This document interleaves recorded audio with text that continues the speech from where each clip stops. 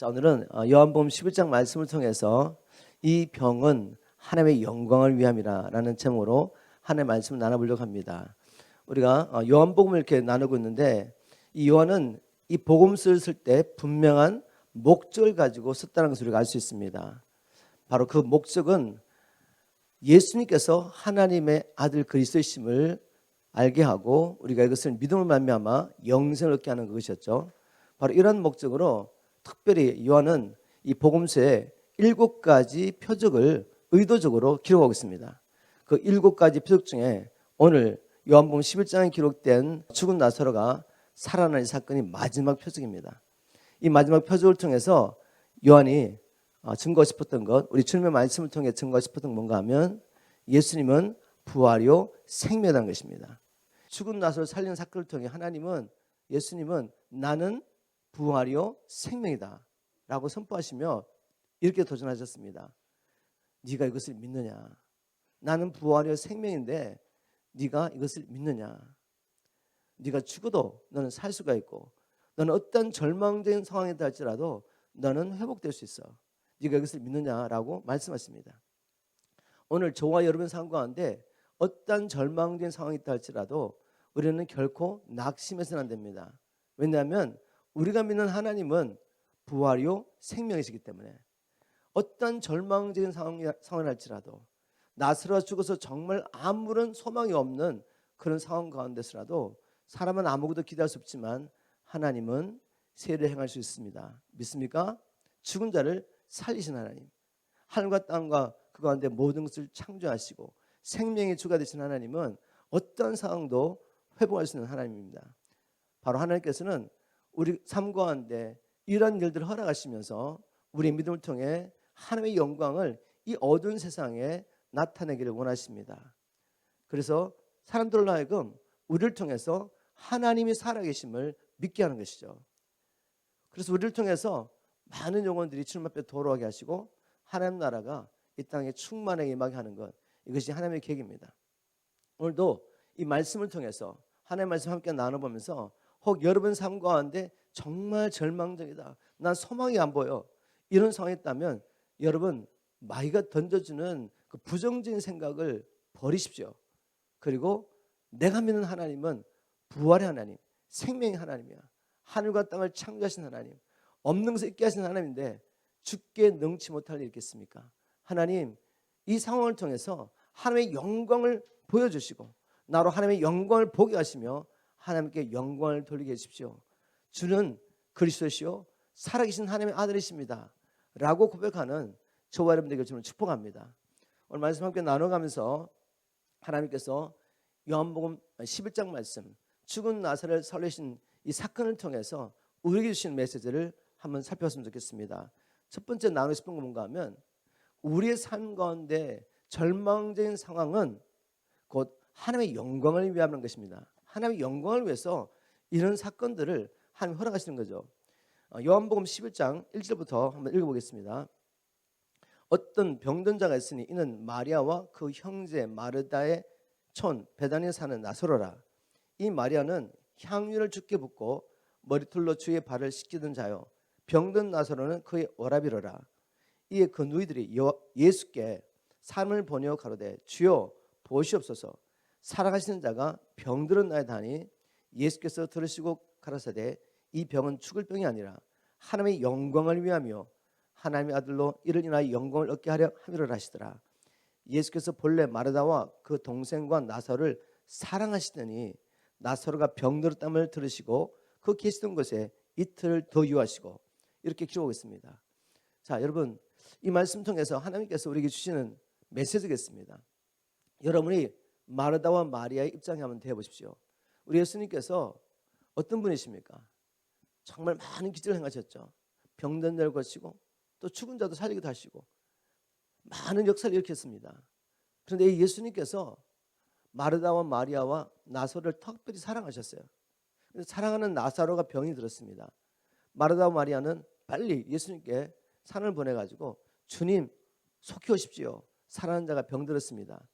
자, 이렇게 주님 앞에 구하면 주님이 어떻게 응답할 거라고 기대했죠.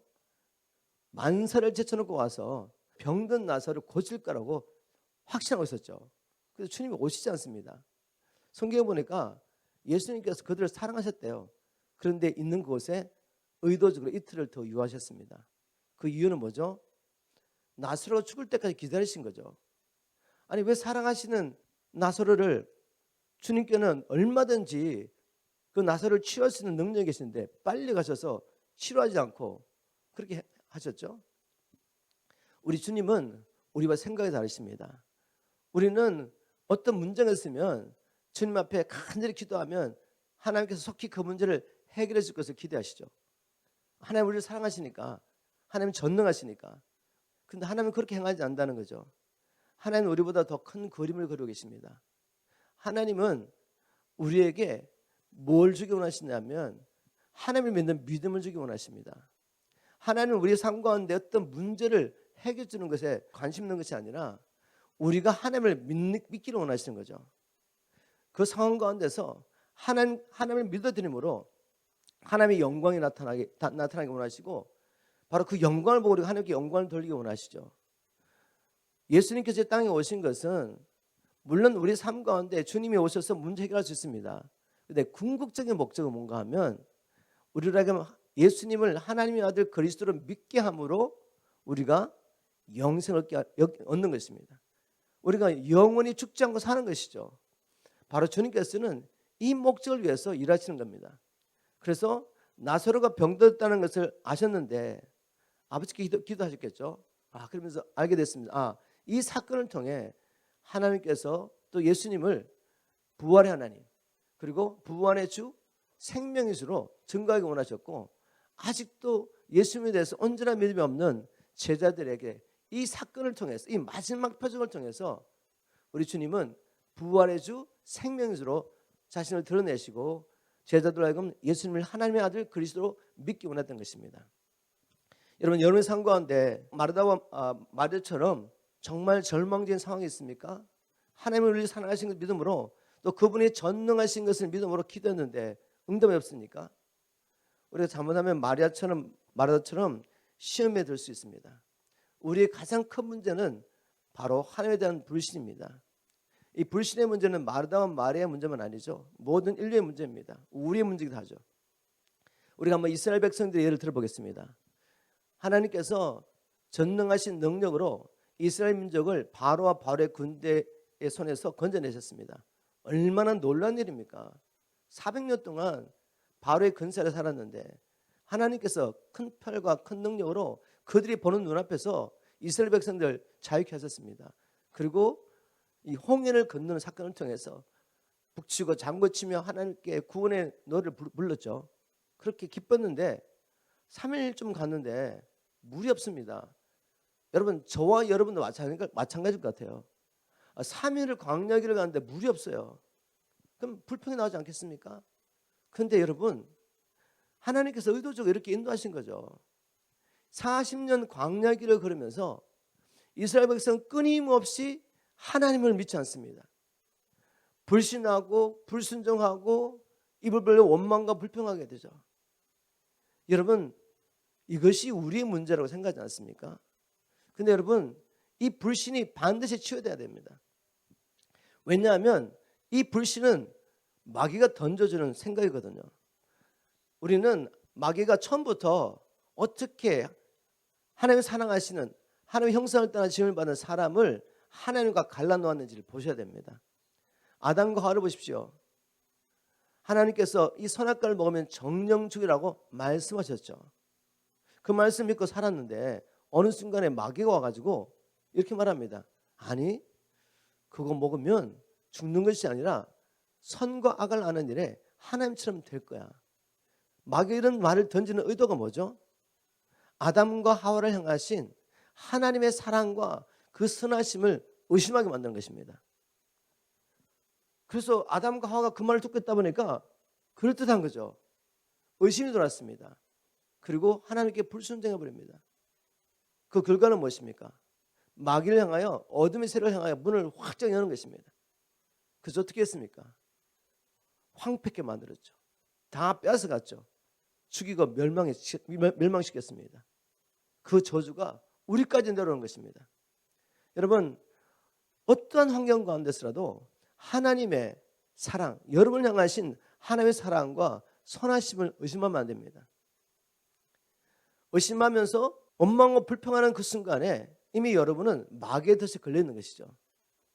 여러분, 원망하고 불평한 것이 어떤 결과를 초래하냐면 하나님을 의심하고 원망하고 불평할 때 이것은 마치 지금 적들이 우리 성 안에 들어가지고 우리의 모든 것을 노락질하고 죽이고 파멸하려고 밖에서 기다리고 있어요. 그런데 우리가 하나님께 불신하고 또 입을 불려가지고 원망하고 불평한다는 것은 우리 안쪽에서 성문을 활짝 열어놓습니다. 활짝 여는 것이죠. 어둠의 세력들이 들어가지고 노락질하고 죽이고 파괴하고 멸망시켜버립니다. 우리 삶이 황폐하게 되는 것이죠.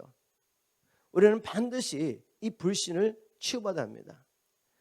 저 여러분 이런 말씀을 드릴 때는 그래 우리 하나님 믿어드려야지 라고 생각하지만 마르다와 마리아처럼 그런 상황이 되면 하나님을 의심하는 생각이 들어오지 않을 수 없으면 들어옵니다. 이게 왜? 마귀는 살아있으니까.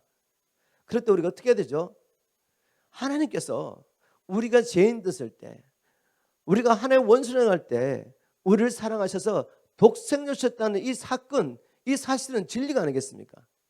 그렇다면 왜 하나님께서 이 상황 가운데서 나를 사랑하시고 전능하신데 왜 이 문제를 허락하셨는지 해결하지 않는지 이렇게 기도하는 편 나갔는데도 해결하지 안 해주는지 우리는 이유를 알 수 없습니다. 그러나 하나님의 사랑과 우리를 향하신 그 선하심을 의심하지 말라는 것이죠. 그래서 이렇게 고백하는 것입니다. 주님, 저는 이 상황을 이해할 수 없습니다. 왜 주님께서 우리를 이렇게 인도하시는지 이해할 수 없습니다. 그러나 주님, 나를 향하신 그 주님의 사랑과 선하심이 영원히 나요. 주님을 찬양합니다. 이게 바로 마귀와 싸우는 방법입니다. 의심이 들을 때 의심하기보다는 주님께서 이미 내게 행하신 그 일을 생각하면서 원수를 물리치는 것입니다. 그럴 때 여러분 주님께서 당장 문제를 해결하지 않더라도 우리 안에 하나님의 영광이 임합니다. 빛이 임하는 것이죠. 자염이 임합니다. 감사가 넘칩니다. 기뻐할 수 있습니다. 문제 해결은 안 됐는데 그런데 주님의 때가 되면 또 해결도 하십니다. 해결하지 않아도 전혀 문제가 안 되는 것이죠. 하나님의 큰 그림을 보고 있으면 이 일도 하나님께서 이 일을 통해서도 우리의 구원을 이루시고 우리를 통해 구원할 자를 위하여 이 사건을 사용할 거라는 확신이 있습니다. 여러분 이렇게 우리가 불신을 이기기를 주님으로 축복합니다. 꼭 기억하십시오. 하나님의 가장 큰 관심사는 우리 인생의 문제 해결하는 것이 아닙니다. 문제 해결할 수도 있죠. 그 일을 통해 우리에게 믿음을 주시고 하나님께서 우리를 향하여 가지신 궁극적인 목적을 이룰 수 있다면 그 일을 하십니다. 그러나 꼭 기억하십시오. 우리를 향하신 하나님의 가장 큰 관심은 우리가 이 불신을 치유받고 어떤 환경 가운데서도 하나님의 그 사랑과 선하심을 믿어드림으로 예수가 하나님의 아들 그리스도를 믿음으로 우리가 영생을 얻는 것입니다. 죽지 않고 영원히 하나님과 사는 것입니다. 이것을 꼭 기억하시기를 주님으로 축복합니다. 또 이 사건을 통해 하나님께서 우리에게 주시는 메시지겠습니다. 그것은 우리가 하나님에 대하여 가지고 있는 지식을 마치 우리가 하나님을 믿는 것처럼 착각할 때가 많다는 거죠. 제가 하는 말 이해하시겠습니까? 우리가 하나님에 대해서 자꾸 듣다 보면 하나님 전능하셔, 하나님은 신실하셔, 하나님 우리를 사랑하셔, 하나님께서 능치 못한 일이 없어 이렇게 생각할 수 있습니다. 지식이 들어온 거죠. 그런데 내가 하나님에 대해서 가지고 있는 지식을 마치 하나님에 대한 믿음으로 내가 착각할 수 있다는 거죠. 그런데 이것까지 하나님께서 바꿔주십니다. 나는 몰라요. 그런데 어떤 사건 가운데서 정말 절망적이고 죽음 같은 그 상황 가운데서 나의 믿음의 실체를 알려주는 거죠. 내가 지식으로는 다 갖고 있으면서도 내 삶 가운데 주님이 전능하신 하나님이다. 신실하신 하나님이시다. 능치 못함이 없으신 하나님이시다. 나를 자기 아들을 주기까지 사랑하신다는 이것을 내가 믿지 못하고 있어요. 지식은 갖고 있는데 그걸 주님이 가르쳐 주십니다. 바로 그 상황이 요한복음 11장 20절부터 나오는 말씀인데 제가 한번 읽고 다시 설명하겠습니다. 마르다는 예수 오신다는 말을 듣고 나가 맞대 마리아는 집에 앉았더라. 마르다가 예수께 여쭤오되 주께서 여기 계셨다면 내 오라비가 죽지 아니었겠나이다. 주님 오셨습니다. 섭섭한 마음에서 주님 좀 빨리 오시지. 다 죽고 난 다음에 이제 나흘이 지나 오십니까? 주께서 여기 계셨으면 우리 오라비 안 죽었을 겁니다. 왜 이제 오셨습니까? 이런 마음이 왜 없겠습니까? 자, 그런 말투입니다. 그런데 마르다가 뭐라고 말하는지 잘 들어보세요. 22절에 그러나 나는 이제라도 주께서 무엇이든지 하나님께 구하시는 것을 하나님의 주실 줄을 아나이다. 정말 믿음 있는 말처럼 들리죠. 자, 이제 나사로가 죽었습니다. 오라비가. 그런데 마르다가 이렇게 말해요. 그러나 주님, 그러나 저는 이제도 주님께서 무엇을 구하든지 하나님께서 주님의 그 기도를 들으시고 응답할 것을 믿습니다. 우리가 생각할 수 있는 일이 뭐겠습니까? 죽은 나사로에게 일어날 수 있는 일이 뭐가 있겠어요? 하나님께서 역사하셔가지고 죽은 나사로 살아나는 거죠.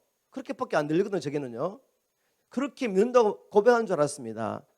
그런데 주님 이렇게 말씀하시죠. 예수께서 가라사대 내 오라비가 다시 살리라. 그래, 네 오라비가 다시 살 거야. 그랬더니 마르다의 진짜 믿음이 나옵니다. 이렇게 말합니다. 마르다가 가로되 마지막 날 부활에는 다시 살 줄을 내가 아나이다. 이 말이 뭐죠? 네, 주님, 마지막 날 부활의 때 오라비 살 걸 믿습니다. 그러나 지금은 아닙니다. 이 말 아니겠어요? 주님이 지금 네 오라비 살 거라고 말했는데 자기 입으로는 이제라도 주님께서 무엇을 구하든지 아버지께 들어줄 걸 제가 압니다라고 말했는데 주님께서 네 오라비 살릴 거야 내가 이렇게 말했더니 주님 부활했던 살겠죠. 자, 이게 우리의 믿음의 현주소입니다. 여러분, 내가 믿는 것 같은데 정말 내 상황 가운데서 전능하신 하나님이 나타나셔서 그 영광을 드러내려고 할 때 우리는 내 삶 가운데는 그런 일이 일어날 수 없어 라고 생각하는 이상한 믿음이 있습니다. 이 불신을 치료하셔야 돼요. 우리가 이 땅에 살아있는 이유는 예수를 믿음으로 영생을 얻고 또 우리의 이 믿음을 통해 이 어두운 세상에 하나님의 영광을 나타나게 하시고 우리가 그 영광을 볼 뿐만 아니라 우리 주위에 있는 사람들은 그 영광을 보고 예수를 믿음으로 하나님께 돌아가게 하는 것입니다. 그렇기 때문에 우리의 삶 가운데 절망적인 상황, 그것이 무엇인지 여러분 잘 알고 있죠. 내 삶 가운데 이건 절망적이야. 도무지 해결될 수 없는 문제야. 여러분, 하나님의 영광을 위한 것입니다. 하나님을 믿어드리세요. 나사로를 살릴 뿐만 아니라 오늘 나를 살리고 여러분을 살리고 이 나를 살릴 수 있는 분이 있습니다. 우리에게 필요한 것은 믿음이죠. 믿음. 네가 믿으면 영광을 보리라. 하나님의 영광을 보리라. 우리가 믿음으로 하나님의 영광을 보게 되기를 주님으로 축복합니다. 감사한 것은 우리 주님 포기하지 않았습니다. 이 연약한 마르다, 사랑하는 마르다, 이 마르다의 믿음을 온전히 하시려고 주님이 이렇게 말씀하십니다. 예수께서 가라사대 나는 부활이요 생명이니 나를 믿는 자는 죽어도 살겠고 무릇 살아서 나를 믿는 자는 영원히 죽지 아니하리라. 네가 이것을 믿느냐라고 다시 말씀하십니다. 여러분, 우리 불신이 치유될 수 있는 방법은 다른 방법이 없어요. 주님의 말씀을 듣는 것입니다. 왜냐하면 우리가 너무 많이 마귀의 거짓말을 들었거든요. 그 거짓말을 들으면서 환경과 나의 연약함과 나의 제한된 이 지식을 통해서 계속해서 너는 안 돼, 이 문제 해결되지 않아 라고 계속해서 설득하는 마귀의 말을 듣고 너무 묵상을 많이 했어요. 그래서 믿음이 지식은 있는데 머리에 지식은 있는데 마음에 믿음이 없어요. 믿음이. 이걸 해결할 수 있는 방법은 다른 방법이 없습니다. 주님의 말씀을 듣는 것입니다. 믿어지지 않을 때도 다시 듣는 것입니다. 언제까지? 믿어질 때까지. 주님 말씀하십니다. 나는 부활이요 생명이다. 나를 믿는 자는 죽어도 살 것이요 살아서 나를 믿는 자는 영원히 죽지 않을 것이다. 네가 이것을 믿느냐라고 말했더니 마리아가 고백합니다. 주여 믿습니다. 주는 하나님의 아들 그리스도이십니다라고 고백합니다. 자, 그럼에도 불구하고 또 뒤에 가면 또 이 믿음이 흔들리는데 주님은 이 믿음을 고쳐주시고 회복해 주십니다. 얼마나 좋으신 하나님인지 몰라요. 여러분, 우리의 연약한 믿음 오늘 이렇게 고백한 것입니다. 주님, 나의 연약한 믿음을 고쳐주십시오. 주님, 제게 믿음을 주십시오. 주는 그리스도시요 살아계신 하나님 안에서 믿습니다라고 우리가 선포하게 될 주님을 축복합니다. 또 이 사건을 통해 하나님께서 우리에게 주시는 귀중한 메시지가 있습니다. 그것은 우리가 예수를 믿는데 사람마다 그 믿음의 깊이, 또 우리가 무엇을 믿는, 하나님에 대해서 믿는 그 믿음의 영역이 다르다는 것을 알 수가 있죠. 그게 무슨 말인지 한번 말씀 읽고 나눠보겠습니다. 요한복음 11장 32절이죠.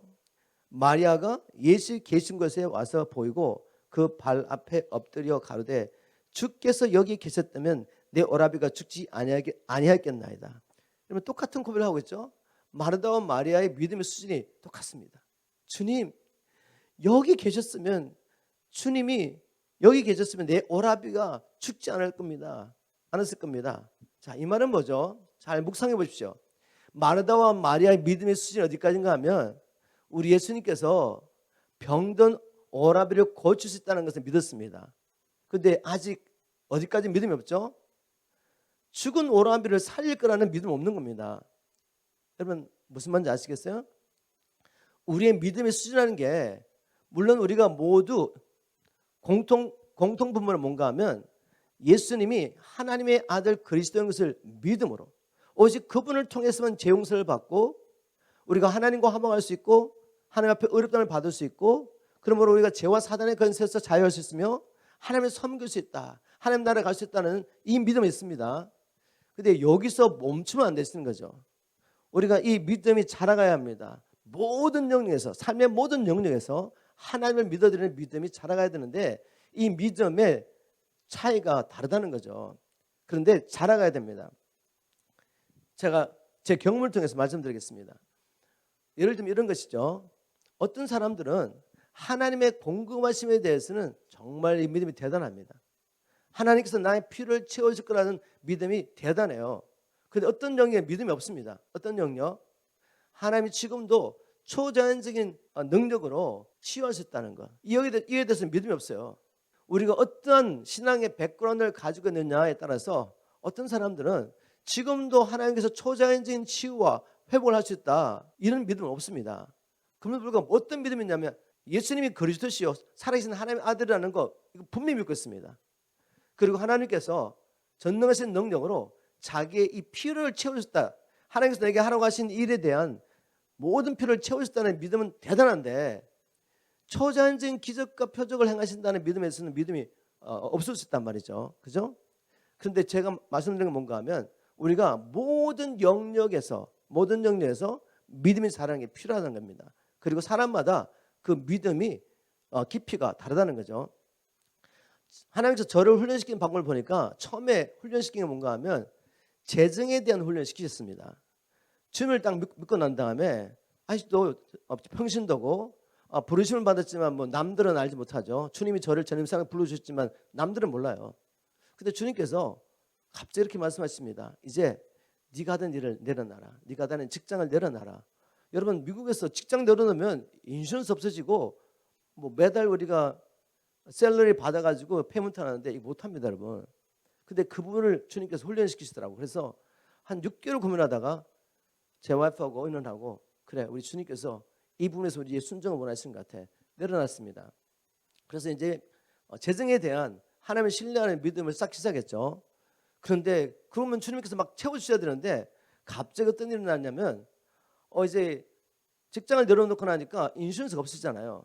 근데 막내가 태어났죠. 막내가 태어났는데 나면서부터 얘는 피버가 있으면 시즈로 들어가는 거죠. 우리가 이게 뭔지를 몰라가지고 병원 갔더니 인슈런스 없는데 병원 왔다 갔다 몇 번 했더니 몇만 불이 나온 거죠. 우리가 내야 될 상황인 거죠. 그래서 우리가 여기저기를 다 다니면서 우리 이거 피할 수 없다. 그랬더니 이제까지 제가 벌었던 거, 뭐 제게 집이 있고 차가 있으니까 카브가 안 되는 거죠. 내가 내야 되는 상황인 거죠. 그래서 몇 개월을 고민하다가 도저히 안 돼서 이렇게 고백했습니다. 주님, 왜 이런 상황이 일어난지 알지 못하지만 우리는 주님의 선하심과 신실하심을 믿습니다. 그래서 집을 팔아가지고 페이먼트 하려고 와이프가 의논을 하고 있었습니다. 근데 갑자기 응답이 온 거죠. 그 전까지 응답이 안 오다가 우리가 무슨 어플라이를 한 적도 없는데 어딘가 뭔가 날아왔는데 이제까지 당신의 모든 의료비 우리가 다 페이합니다. 그리고 이 아이는 앞으로 정부에서 모든 필요를 채워줍니다. 이런 레터가 날아온 거죠. 어플라이도 하지도 않았는데 여러분 이건 있을 수 없는 일입니다. 이렇게 한번 통과했습니다. 그러고 난 다음에 또 이제 주님께서 재정에서 여러 가지 시험하시는데 갑자기 또 선교를 가러 가시는데 우리가 무슨 돈이 있습니까? 근데 몇만 불이 드는 이 선교를 정말 초자연적으로 주님께서 공급하셔서 다녀오게 하시고 그런데 이제는 다 내려놓고 캘리포니아를 가라. 이렇게 주님께서 재정적인 훈련시키시면서 한 3, 4년을 이렇게 인도하시더라고요. 그런데 이제 이렇게 하면서 어떻게 되죠? 하나님께서 먼저 그의 나라와 의를 구하는 자에게 모든 것을 채우신다는 이 말씀이 정말 우리에게는 믿어지는 거죠. 그때부터 주님께서 어디를 가러 가시든지 다 접어가지고 우리는 갈 수 있게 됐습니다. 자, 그리고 이제 사회 가면서 이제 제가 잘하는 믿음이 뭔가 하면 말씀을 선포하고 그다음에 또 이제 전도하는 이것, 여러분 이게 쉽지가 않습니다. 막 떨리고 막 힘들어요. 그리고 저는 원래 말을 잘 못하는 사람이고 남 앞에 가서 말을 해본 적도 없는 사람인데, 근데 놀라운 것은 하나님의 말씀에 순종해서 입을 벌릴 때 저는 발견하게 됐습니다. 말씀대로 하나님께서 나의 입에 자기의 말을 넣어주시는구나, 이런 믿음이 생기기 시작하면서 말씀을 선포하면서 이 영역에 대한 믿음은 자라는 것입니다. 또 저는 장로교 배경에서 자랐기 때문에 한 번도 축사하는 걸 본 적이 없어요. 또 누가 축사를 가르쳐준 적도 없어요. 근데 청소년 생활을 하다 보니까 아이들이 묶여있는 게 보이고 실전에서 배우기 시작하는 거죠. 처음에 어떻게 할지 몰랐습니다. 그런데 하나님의 말씀을 의지해가지고 하나님 예수님을 명령하다 보니까 정말 이 축사에 대한 믿음이 또 생기는 거죠. 자, 제가 무슨 말씀하는 거 알겠죠, 여러분? 여러분, 우리는 모든 영역에서 하나님을 믿어지는 이 믿음에서 자라가야 합니다. 그럴 때 어떻게 하죠? 하나님의 영광이 그 자리에 나타나는 거죠. 우리의 믿음을 통해 하나님의 영광이 나타나게 되고, 우리가 그렇게 예비하며 찬양하며 기도하던 하나님 영광을 보여달라는 그 기도 응답되는 것입니다. 그리고 우리뿐만 아니라 우리 주위에 있는 사람이 하나님의 영광을 보게 되고 하나님께 돌아오는 역사가 일어나는 것입니다.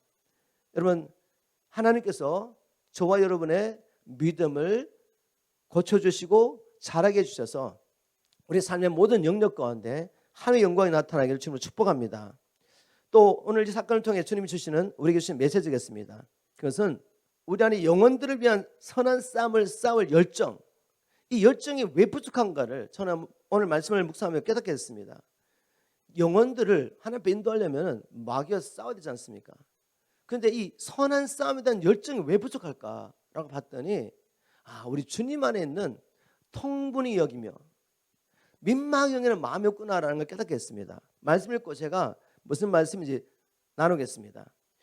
이렇게 주님 앞에 와서 마리아가 막 울고 또 함께하던 사람들이 우는 모습을 보시면서 11장 33절 이렇게 기록했습니다. 예수께서 그의 우는 것과 또 함께 온 유대인들의 우는 것을 보시고 심령에 통분히 여기시고 민망히 여기사 가라사대 그를 어디에 두었느냐 가로되 주여 와서 보옵소서 하니 예수께서 눈물을 흘리시니라. 주님이 그 마르다와 마리아와 그리고 주변의 사람들이 우는 걸 보면서 심령에 통분히 여기셨대요. 처음에 통분히. 이 통분히 여기는 게 뭔가 하면 이것은 예수님께서 이 마귀가 하나님의 형상을 따라 짐을 받은 인간을 파괴하고 죽이고 괴롭히는 걸 보면서 마음 가운데 가슴이 찢어지면서 이 마귀를 향하여 분노를 느끼신 걸 말합니다. 통분이라는 게 무슨 말인지 아시겠죠? 마귀를 향한 분노입니다. 아니 하나님의 형상을 따라 짐을 받은 이 인간을 이 마귀가 이렇게 짓밟고 괴롭히고 죽이다니, 여기에 대한 의분이 일어난 것이죠. 그게 통분이 여기는 것이고, 그 다음에 민망이라는 건 뭔가 하면 이렇게 자기 죄로 말미암아 붙잡혀서 마귀에게 일평생 끌려다니면서 죽기를 두려워하면서 종노하고 있는 이 약물을 보면서 주님께서 불쌍히 여기신 것입니다. 여러분, 이 두 마음이 없다면 우리가 어찌 한 영혼이 주님 앞에 돌아오는 일을 위해서 우리가 선한 싸움을 열정을 가지고 싸울 수가 있겠습니까? 우리 안에 이 열정이 없는 것은 이 주님의 마음이 없는 것이죠. 영혼을 향한 주님의 마음이 없습니다. 하나님 나라를 무너뜨리고 있는 저 악한 마귀의 세력을 향하여 거룩한 분노가 없는 것이죠. 하나님께서 우리에게 이 마음을 회복해 주기를 주님으로 축복합니다. 바울에게는 이 마음이 있었습니다. 바울이 복음을 전하면서 그 바울은 고린도서 5장 14절에 보면 이렇게 생명 내어놓고 복음 전하는 이유를 그는 이렇게 말합니다. 그리스도의 사랑이 나를 강권하시는도다.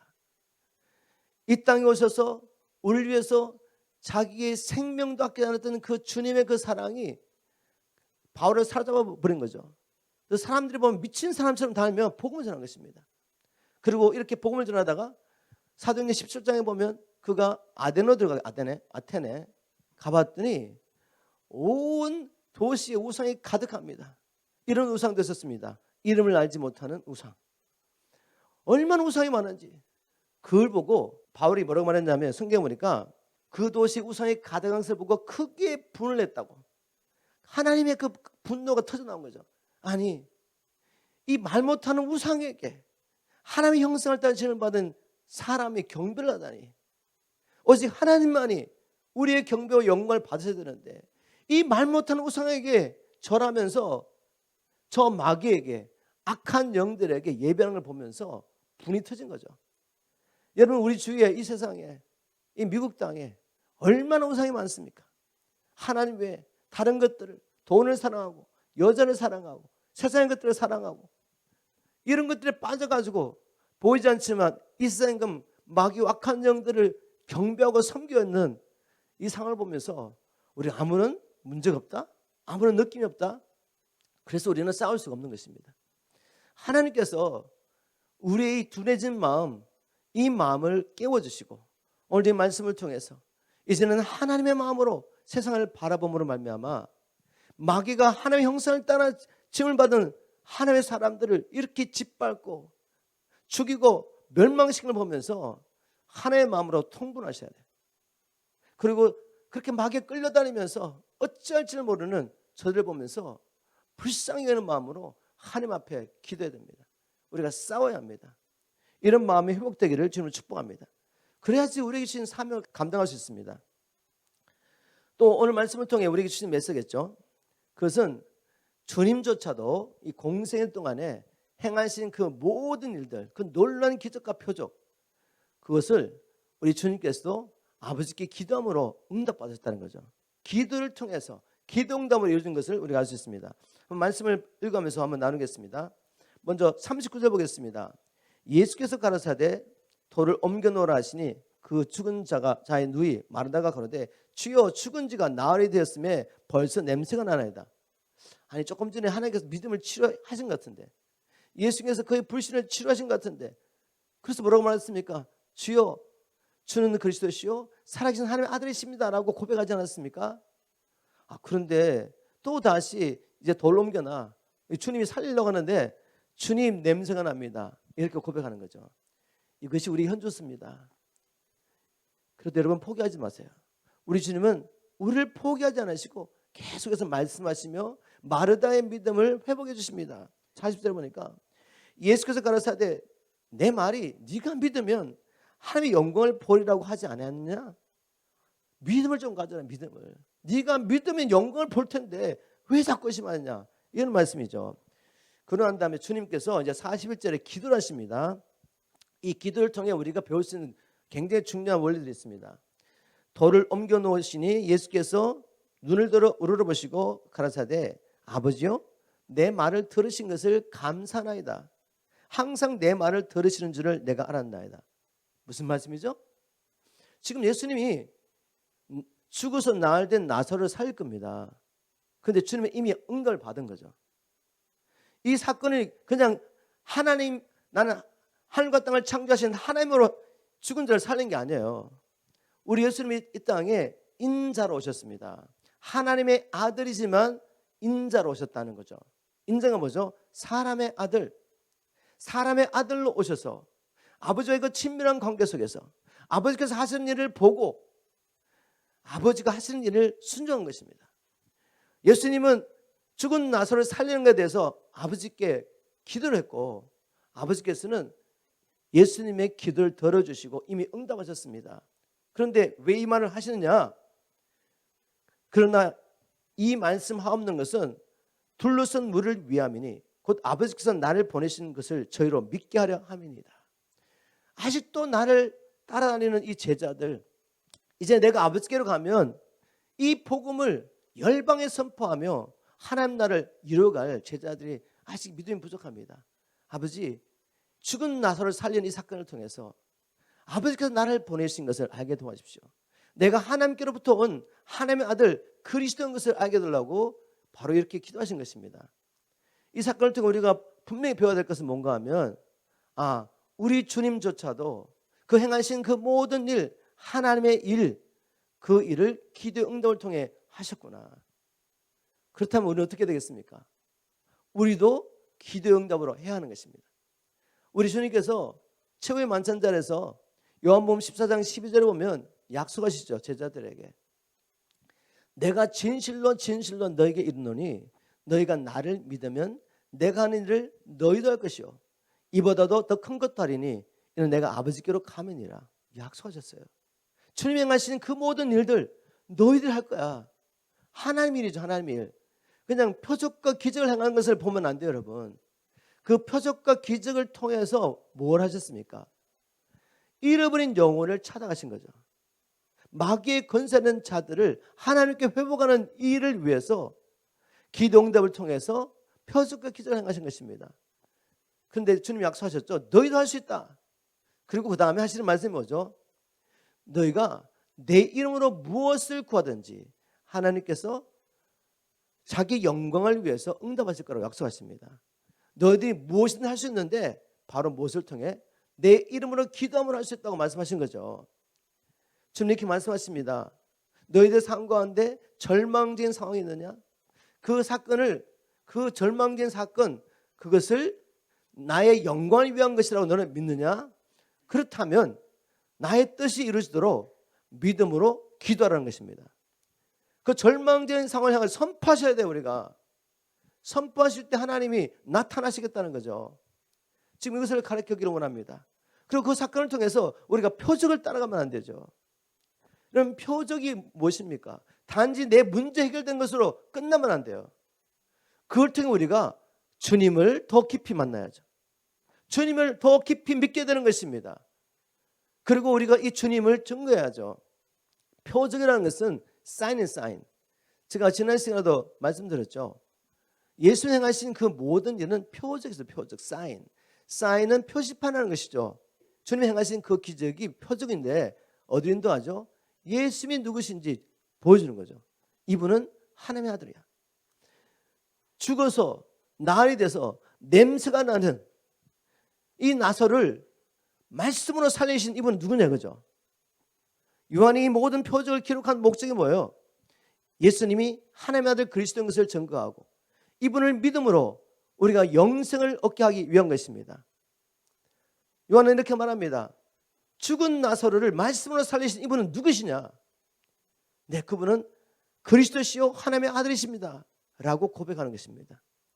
우리에게 표적이 필요한 것은 단지 문제 해결이 아니라 문제 해결의 목적이 아니라 이걸 통해 내가 하나님을 믿게 되고 더 깊이 하나님을 체험하게 되고 하나님의 영광이 나타남을 통해서 아직도 하나님을 알지 못하는 자들에게 이것이 표적이 되어서 그들을 주님께 인도하는 것이 바로 하나님께서 우리에게 표적을 주시는 기적을 베푸시는 목적입니다. 이런 하나님의 뜻이 이루어지도록 지금 여러분의 삶 가운데 어떤 절망적인 상황에 따지라도 절대로 마귀가 던져주는 말을 받아먹지 마십시오. 불신하지 마십시오. 절망하지 마시라는 거죠. 똑같은 상황을 어떻게 바라보느냐 그게 중요한 것입니다. 마귀의 말을 받아들이면 절망적입니다. 그러나 하나님의 말씀을 들으면 하나님의 하실 일이 보이죠. 이 절망적인 상황이 없었다면 하나님의 영광을 볼 수 없었구나. 주님 이 사건 가운데 주님의 영광을 드러내십시오 라고 우리가 믿음으로 선포하는 것입니다. 마지막으로 한 가지만 더 나눠보겠습니다. 이 사건을 통해 주님께서 우리에게 주시는 메시지는 하나님의 역사가 일어나면 항상 갈라지는 역사가 있습니다. 우리가 다 예수 이름을 모여서 예배드리고 신앙생활하는 것 같은데 이제 하나님의 영광이 나타나기 시작하면 하나님의 진리의 말씀이 선포되어지고 하나님의 영광이 나타나면 어떤 일이 나냐면 갈라지는 역사가 있습니다. 정말 믿고 하나님 앞에 돌아온 자가 있는가 하면 오히려 하나님을 대적하며 이 역사를 멈추려고 하는 세력이 있다는 거죠. 45절에 보니까 마리아에게 와서 예수의 하신 일을 본 많은 유대인이 저를 믿었으니 바로 이것이 표적의 목적이죠. 주님께서 이런 목적으로 그를 행하신 것입니다. 하나님께 속한 자들 그들은 이 표적을 보고 예수가 하나님의 아들 그리스도라고 믿게 됐습니다. 그런데 어떤 사람 다른 사람 어떤 사람이 있었습니다. 46절에 보니까 그중에 어떤 자는 바리새인들에 가서 예수의 하신 일을 고하니라. 이에 대제사장들과 바리새인들이 공회를 모으고 가로되 이 사람이 많은 표적을 행하니 우리가 어떻게 하겠느냐. 만일 저를 그대로 두면 모든 사람이 저를 믿을 것이요 그리고 로마인들이 와서 우리의 땅과 민족을 빼앗아 가리라 하니 그 중 한 사람은 그해 대제사장인 가야바가 저에게 말하되 너희가 아무것도 알지 못하는도다. 한 사람이 백성을 위해 죽어서 온 민족이 망하지 않게 되는 것이 너에게 유익한 줄을 생각하지 아니하는도다 하였으니. 여러분 반응이 보이십니까? 아니 예수님이 그런 표적을 행하셨는데 누구보다도 그것을 보면서 하나님의 말씀 구약에 주님께서 선지자를 통해 약속하신 메시아에 대한 약속이 예수님의 삶을 통해 성취되는 것을 보면서 어떻게 하죠? 예수님을 죽일 생각하는 거죠. 그들은 표면적으로는 하나님의 백성들을 가르치고 인도하는 지도자였지만 그러나 내면에는 무엇이죠? 도적이요 회칠한 무덤이요 그들이 하는 말과 행동을 통해 그들의 아비가 마귀인 것을 보여줬습니다. 삶을 통해 드러난 것이죠. 그런데 놀랍게도 요한은 이렇게 고백합니다. 그 해의 제사장이었던 가야바는 악의를 가지고 너희들이 알지 못한다. 한 사람의 죽음을 통해서 이 민족을 살리는 것이 맞지 않느냐 이렇게 말했는데 요한은 이것을 보면서 이렇게 고백합니다. 이 말은 스스로함이 아니요 그 해의 대제사장이므로 예수께서 그 민족을 위하시고 또 그 민족만 위할 뿐 아니라 흩어진 하나님의 자녀를 모아 하나 되게 하기 위하여 죽으실 것을 미리 말함이로라. 대제사장이 악의를 가지고 선포한 그 말씀조차도 하나님은 자기 아들을 통해 하실 일을 예언하게 하셨다고 그렇게 선포한 것입니다. 자, 이 말씀을 통해 우리가 알 것은 뭔가 하면 악한 자들이 일어나서 하나님의 역사를 아무리 막으려고 해도 그 막는 것까지도 하나님의 역사를 이루는 하나님을 사용하시며 묵묵히 구원의 역사를 이루가신다는 것입니다. 하나님 나라는 반드시 서게 될 것입니다. 주님은 반드시 오셔서 악인과 의인을 심판하실 것이며 끝까지 예수 그리스도를 믿음으로 따랐던 자들 그들은 영생과 함께 하나님의 나라를 유보를 받을 것이며 그 나라를 그리스도와 함께 세세토록 다스릴 것입니다. 바로 주님께서는 이 영광을 위하여 지금도 우리의 삶 가운데 역사하고 계십니다. 바로 이것을 바라보기를 주님을 축복합니다. 그러나 마귀는 문제를 바라보면서 늘 넘어지게 만들죠. 작은 일에 시험 들게 만들고 한 번 넘어지면 문이 열려가지고 우리가 문을 열었기 때문에 그 악한 데 들어와서 우리의 삶을 노락질하고 죽이고 파괴하고 깨어버리고 황폐하게 만듭니다. 여러분 어떻게 하시겠습니까? 문을 닫아야죠. 주님 나의 불신을 용서하십시오. 내가 세상과 똑같이 이 사건을 바라보고 마음에 주님 의심했던 거 불평했던 거 원망했던 죄를 용서해 주십시오. 이렇게 문을 닫으시고 그 상황 가운데 하나님이 들어오시도록 하나님이 하실 일을 미리 선포하며 감사하며 찬양할 때 우리의 삶 가운데서도 하나님의 영광이 나타날 줄 믿습니다. 오늘 주님께서 이 11장 말씀 죽은 나사로를 살리는 사건을 통해 우리에게 주기 원하시는 말씀 분명합니다. 저는 앞에 기도하면서 이 메시지 우리의 삶 가운데 여러분의 삶 가운데 절망적인 그 상황이 오히려 하나님의 영광이 나타나는 기회가 되기를 주님은 기다리고 계십니다. 이 나라 여러분 뉴스를 들어보면 이 나라 얼마 안 가면 망할 것 같아요. 어떻게 이렇게 급속도로 이 나라가 이렇게 가는지 여러분 사람의 눈으로 보면 절망할 수밖에 없습니다. 그럴 때 우리는 절망하면 안 돼요. 아 주님이 일하실 수 있는 지금 기회입니다.